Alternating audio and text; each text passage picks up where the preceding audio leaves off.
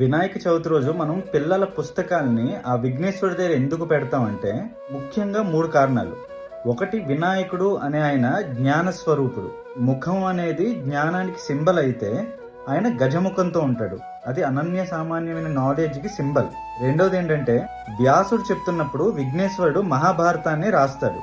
అలా రాస్తున్నప్పుడు వ్యాసుడు వినాయకుడు అనుకునేది ఏంటంటే, వ్యాసుడు ఆగకుండా నరేట్ చేయాలి, అలాగే విఘ్నేశ్వరుడు వ్యాసుడు చెప్పే ప్రతి మాట ఆయన అర్థం చేసుకుని ఆగకుండా రాయాలి. సో అలా అర్థం చేసుకుంటూ ప్లస్ వేగంగా కూడా రాశాడు. గ్రాస్పింగ్ పవర్ అనేదానికి సృష్టిలో ఫస్ట్ ఎగ్జాంపుల్ అది. మూడవది ఏంటంటే, వినాయకుడు మహాభారతాన్ని రాస్తూ ఉండగా పెన్ అనేది ఆగిపోతుంది. అస్సలు ఆలోచించకుండా ఆయన దంతాన్ని తీసి మిగతా మహాభారతాన్ని రాస్తాడు.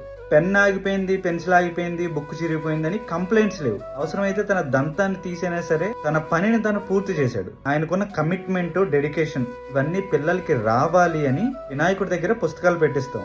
కేవలం పెట్టించడం మాత్రమే కాకుండా ఇలాంటివన్నీ వాళ్ళకి చెప్పాలి. అప్పుడు వాళ్ళకి ఇంకా బాగా అర్థమవుతుంది, వాళ్ళు పాటించడానికి కూడా ఉపయోగపడుతుంది.